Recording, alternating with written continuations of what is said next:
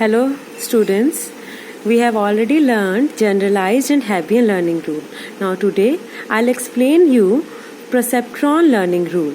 For the perceptron learning rule as written here, the learning signal, that is R, is the difference in between the desired and the actual neuron response. It means the desired response is DI and the actual response is OI. So it is the difference in between DI and OI. Thus learning is supervised because we have taken here desired response, which is the teacher response, which is available only in the supervised learning. And learning signal is thus given by R is equal to DI minus OI, where DI is the desired response and OI is what? It is CSGN of WITX. I'll explain you this. It is what? It is the signum function. Signum function of input, weighted inputs basically. Weighted inputs is written like WI transpose X.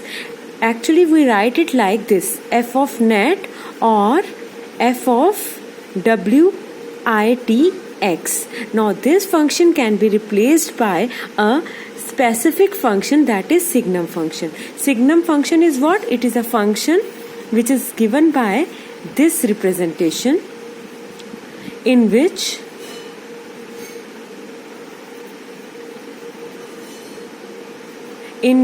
if our net is greater than equal to 0, the f of net, that means the output becomes 1, and if our net is less than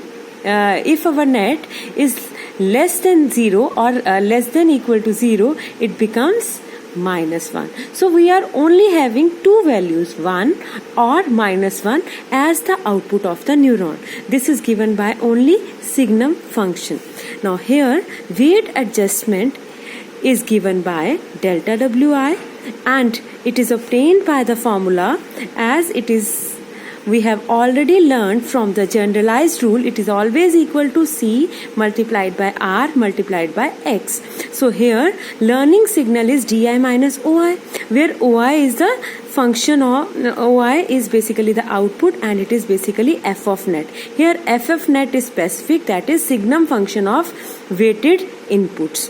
So C D minus signum function of weighted inputs multiplied by X, this X.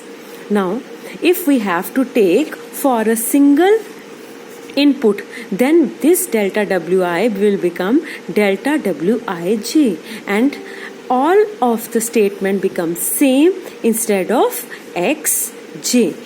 Here X is replaced by Xj, that means for a single input, jth input. Now this is all about the updation of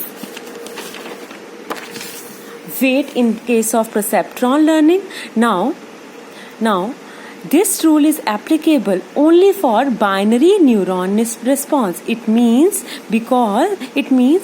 we are having only two response, +1 or -1. That's why we have written here binary neuron response. Under this rule, weights are adjusted only if and only if OI is incorrect. This statement is very important in case of perceptron learning. If we goes under perceptron learning, that means DI and OI should be different. DI and OI should be different. That means if DI is 1, OI should be -1. If DI is -1, OI should be +1. Now if OI and DI are same, if DI is equal to OI, it means there is no such kind of learning.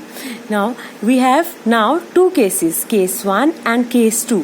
If DI is equal to 1, OI is -1. It is understood now. Delta W is will be equal to C into R into X, where R is the difference in between DI and OI. What would be the difference? 1 minus of -1, that means 1 plus 1. So it will become plus twice 2 CX. Case 2 is when our desired signal is -1. It is obvious that if learning has to be take place, that means OI should be plus 1. So delta WI should be equal to minus of twice CX. So delta WI is equal to plus minus twice of CX for the case of perceptron learning rule. These are the two cases that you have to discuss in the perceptron learning. Also, in case of perceptron learning, we have a derivation like prove that delta W is equal to plus minus twice of Cx. You will prove using these two cases. Now, this is the diagram that you already understood, that we are having different inputs, different weights. We are having a signum function instead of activation function here. We are having the output, and this output is basically this output is related to Di. Now, how it is related? We take the difference in between Di and OI as our R function. This is our R. Now R into C into X will become delta Wi, and here it will become C into Di minus OI into X. I'll send you the example. Hope you will understand the example as well.